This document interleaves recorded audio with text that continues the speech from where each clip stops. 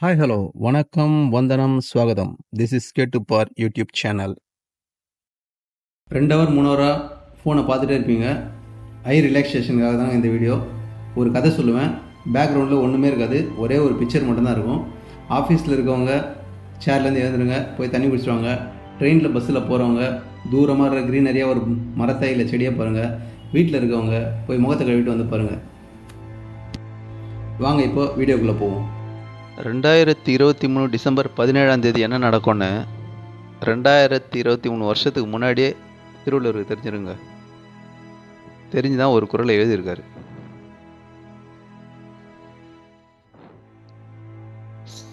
செல்விருந்தோம்பி வருவிருந்து பார்த்திருப்பான் நல்விருந்து வானத்தவர்க்கு.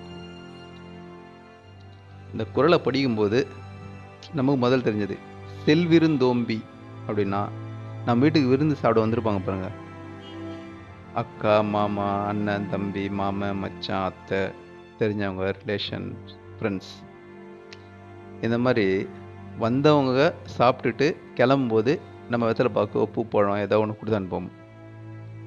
செல்றவங்களுக்கு விருந்து ஓம்பல் செஞ்சு அனுப்பி விடுறோம். செல்விருந்தோம்பி. வருவிருந்து பார்த்திருந்து.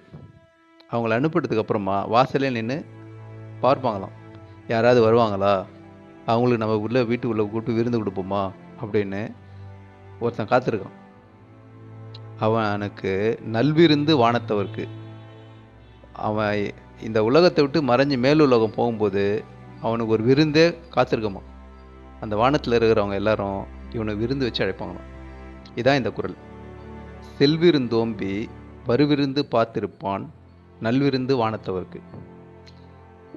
ஒருத்தர் சொல்கிறாங்க செல்விருந்தோம்பி அப்படின்னா வீட்டுக்கு வந்துட்டு போகிறாங்க பாருங்க, செல்விருந்து. இன்னொருத்தர் சொல்கிறாங்க அவன் வீட்டுக்குள்ளேயே வரமாட்டான், அவன் உன்னை பார்ப்பான், பார்த்துட்டு ரோட்டோரமாகவே நேராக நடந்து போவான். இப்போ நீங்கள் என்ன பண்ணனா, அந்த நடு ரோட்டில் போய்ட்டு அவரை வழிமறிக்கணும். வழிமறித்து, ஐயா எங்கள் வீட்டுக்கு சாப்பிட வாங்கய்யா, உங்களோட பாதம் எங்கள் வீட்டில் பட்டால் ரொம்ப நல்லது அப்படின்னு நம்ம கூப்பிட்றோம் பாருங்கள். அது கூட செல்விருந்து. அவர் பாட்டு சென்று கொண்டே இருப்பார். நம்ம அவரை போயிட்டு வழிமறித்து கூப்பிட்டு நம்ம வீட்டுக்கு வரணும். செல்விருந்தோம்பி வருவிருந்து பார்த்திருப்பான் நல்விருந்து வானத்தவர்க்கு. சரி, இப்போ செல்றோடனே நான் கூப்பிடல, வந்தவொடனே நம்ம விருந்து போடுறோம். ஆனால் கம்பல்சரியாக போய் நம்ம கூப்பிட்டு வந்து ஒருத்தர் விரும்பி போடுவோமா? இந்த காலத்தில் அது நடக்குமா? நடந்துருங்க.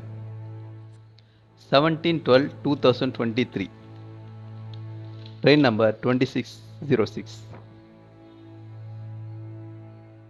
திருச்செந்தூர் டு சென்னை. ட்ரெயின் கிளம்புது. சரியான மழை. வைகுந்தம் அப்படின்ற ஸ்டேஷன் பக்கத்தில் இந்த ட்ரெயின் நிற்குது. மறாவது நாள் காலையில் பொழுது புலருது. அந்த ஊரில் இருக்கவங்க பாருங்க, என்னடா இந்த ட்ரெயின் ராத்திரிலாம் எங்கேயா நின்றுட்டுருக்கா, என்ன காரணம் அப்படின்னு பார்த்தாங்கன்னா, ஃபுல்லாக மழையில் ட்ராக் அடிச்சுட்டு போயிடுச்சு. கிட்டத்தட்ட 800 பேசஞ்சர் நைட்டு ஃபுல்லாக அந்த ட்ரெயினுக்குள்ளேயே இருக்காங்க. அந்த ஊர் பக்கத்தில் இருக்க புதுக்குடி மேலூர் ஒரு கிராமம். அந்த கிராமத்துலேயே மொத்தமே ஒரு 30-40 வீடு தாங்க. அந்த கிராமத்தில் இருக்கிற மக்கள் எல்லாருமே அங்கே போயிடுறாங்க. ட்ரெயின்கிட்ட போயிட்டு அந்த ட்ரெயின் பேசஞ்சர் என்ன வேணும், சாப்பிட்டீங்களா, தூங்குனீங்களா, என்ன நைட்டில் என்ன ஆச்சு அப்படின்னு விசாரிக்கிறாங்க. அந்த சின்ன கிராமத்தில் என்ன இருக்கும் பாருங்கள். ஸோ வந்தவங்க ட்ரெயினில் வந்தவங்ககிட்ட என்ன இருக்கும், வெறும் ட்ரெஸ் இருக்கும், இல்லை சில பேக்கெட்ஸ் பிஸ்கெட் இருக்கும், அவ்வளோதான், மற்றபடி எதுவும் இருக்காது.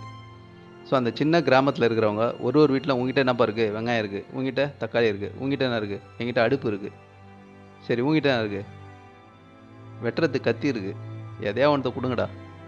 அந்த ஊர் மக்கள் எல்லாரும் ஒன்றா சேர்ந்து இந்த 800 பேருக்கும் 5 வேளை உணவு பரிமாறுறாங்க. ஸோ வருவிருந்து காத்திருந்து இவங்களே கம்பல் பண்ணி அங்கே இருக்கிறவங்கள கூப்பிட்டு வந்து அவங்களுக்கு சாப்பாடு போடுறாங்க. ஒருவேளை இந்த மாதிரி ஒரு இன்சிடெண்ட் நடக்கலனா, இந்த காலத்தில் யாருங்க அதெல்லாம், அதோ பழைய காலம் சொன்னாங்க. இப்போல்லாம் வீட்டில் வந்தவனுக்கே சாப்பாடு இல்லைன்னு கேட்டால் பிடிச்சிட்டு போயிடுவாங்க. ரிலேஷன் வீட்டுக்கு போகிறதா முதல்ல ஸ்ட்ரெயிட்டாக நேராக ஏற போகிறோம். அங்கே போய் இறங்கினோடனே கதவு தட்டினா கறப்பாங்க, இல்லை கதவு திறந்தே இருக்கும், உள்ளே போகலாம். இப்போ ஊருக்கு முன்னாடியே அப்பாயின்மெண்ட் ஃபிக்ஸ் பண்ணணும். வீட்டில் இருக்கீங்களா, நாங்கள் வரட்டுமா? அவங்க சொல்லுவாங்க, இல்லைங்க நான் வெளியில் இருக்கேன், நீங்கள் அடுத்த வாரம் ஃபோன் அடிச்சுட்டு வாங்க. அந்த மாதிரி காலம். ஸோ இந்த காலத்தில் நம்ம அந்த பழைய திருக்குறளை சொன்னால் யாரும் ஒத்துக்க மாட்டாங்க. ஆனால் இந்த இன்சிடெண்ட்டுக்கு அப்புறம் ஓகே, இப்படியும் ஒரு காலம் இருக்குது. நம்ம ஜனங்க அந்த மாதிரியே விருந்தோம்பலில் இன்னும் அதே மாதிரி தான் இருக்காங்க அப்படின்னு நமக்கு நினைக்க தோணுது. இதை தான் வள்ளுவர் 2000 வருஷத்துக்கு முன்னாடியே சொல்லியிருக்காரு. செல்விருந்தோம்பி வருவிருந்து பார்த்திருப்பான் நல்விருந்து வானத்தவருக்கு. இந்த ஊர் மக்கள்லாம் நல்விருந்து நம்ம வானத்தில் போய் நாளைக்கு இறந்ததுக்கப்புறம் நமக்கெல்லாம் அங்கே விருந்து கொடுத்து கூப்பிடுவாங்கன்னு நினச்சிருந்தாங்களா? இல்லைங்க. தொன்று தொட்டு பரம்பரையாக நம்மளோட ஜீன் மூலியமாகவே விருந்தோம்பல் இருக்குது. அதுதான் நமக்கு இனி தெரிஞ்சிருக்கு. போன வீடியோவில் காலமேக புலவர் பாடின அந்த தாதி இது தோதி இது அப்படின்னு ஒரு பாட்டு சொல்லியிருந்தாங்க.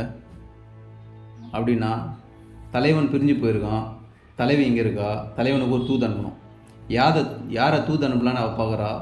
தாதியை தூது அனுப்பலாமா அப்படின்னு யோசிக்கிறா. தாதி வந்து வீட்டில் வேலை செய்கிற பணிப்பெண்ணை தூது அனுப்புனா கரெக்டாக இருக்குமா அப்படின்னு யோசிக்கிறா. பணிப்பெண் என்ன பண்ணுவா, தலைவியோட மனசை தலைவன்கிட்ட கரெக்டாக சொல்லுவாளா அப்படின்னு தெரியாது. அதனால் தாதியோட தூது தூதாகாது, தாதி இது தோதி இது. அப்போது தாதியோட தூது அனுப்புறதை விட வேறு யாரும் அனுப்பலாம் திரும்ப யோசிக்கிறா. தத்தை இது தோதாது, தத்தை அனுப்பலாமான்னு யோசிக்கிறா. ஃபஸ்ட்டு பணிப்பெண் அனுப்பலான்னு பார்க்குறா, அது நல்லா இல்லை. அப்புறம் தத்தை அனுப்பலாமான்னு பார்க்குறா. தத்தை என்ன யார்? வாங்க அடுத்த வீடியோவில். இந்த வீடியோ பிடிச்சதுன்னா லைக் பண்ணுங்கள், ஷேர் பண்ணுங்கள், சப்ஸ்கிரைப் பண்ணுங்கள்.